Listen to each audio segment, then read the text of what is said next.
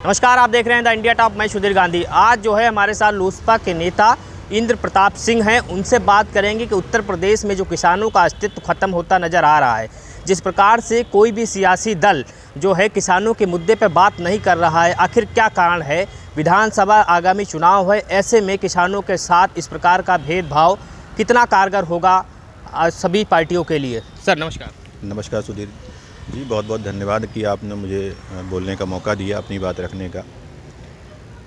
जब आप किसानों की चर्चा करते हैं तो मुझे इस बात पर बड़ा अफसोस होता है कि चाहे वो जिस पार्टी की सरकार रही हो, कांग्रेस से लेकर के आज भारतीय जनता पार्टी तक की सरकार रही हो, बीच में अन्य तमाम पार्टियों की सरकारें रही हैं, तो उसे किसानों की चिंता है, उसे गरीबों की चिंता है, उसे बेरोज़गारी की भी देश की बड़ी चिंता है। लेकिन जब वो सत्ता में रहती है तो यही चिंता भारतीय जनता पार्टी को हो जाती है, अन्य छोटी पार्टियों को हो जाती है, समाजवादी पार्टी को हो जाती है। समाजवादी पार्टी सत्ता में रहती है तो ये चिंता बसपा को हो जाती है, ये चिंता भाजपा को हो जाती है, या हमारी वैचारिक पार्टी है लोजपा पार्टी है, उसको भी चिंता रहती है। तो मेरा कहने का तात्पर्य है कि जब सरकारें सत्ता में जाती हैं तब वो उनके बारे में क्या सोचती हैं, तब उनका ये क्या कहना है। मैं तो ये चुनौती देता हूँ कि सरकार पूरे उत्तर प्रदेश में 5000 ऐसे किसान निकाल करके दे जिनका जीविकोपार्जन सिर्फ खेती पर निर्भर हो। मिलना मुश्किल हो जाएगा, ढूंढना मुश्किल हो जाएगा। तो मेरा यही कहना है कि उन किसानों की चिंता क्या जो अब बचे ही नहीं हैं।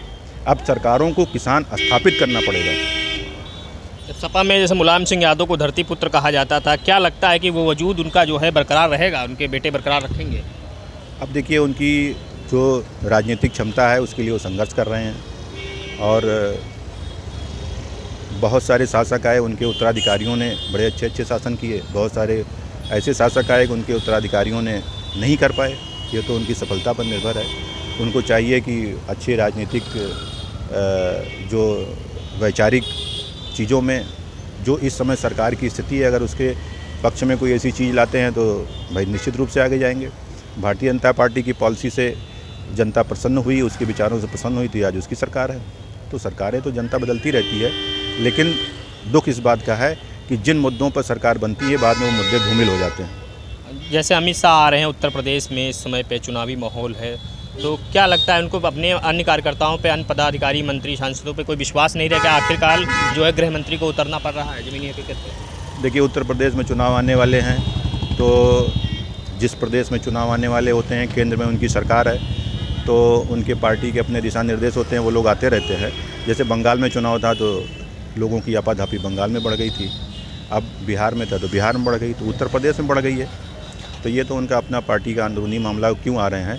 लेकिन जनता ये समझती है कि जब कोई बड़ा आदमी, बड़ा संवैधानिक पद धारण करने वाला व्यक्ति बार बार किसी प्रदेश में आने लगता है, तो जनता भी इतनी बेवकूफ़ नहीं है, वो समझ जाती है कि कोई व्यक्ति क्यों बार बार आ रहा है, उसका मकसद क्या है। तो किसानों की जब बात होती है तो सरकार बनने के बाद उस पर जो है निश्चित कदम उठाने चाहिए और ठोस कार्रवाई करनी चाहिए जिससे उनका फ़ायदा हो सके। लेकिन सरकार बनने के बाद सिर्फ ये धूमिल हो जाते हैं किसानों के मुद्दे। फिलहाल आप देखते रहिए द इंडिया टॉप। चैनल को सब्सक्राइब करें, शेयर करें और हमारे फेसबुक पेज को लाइक करें।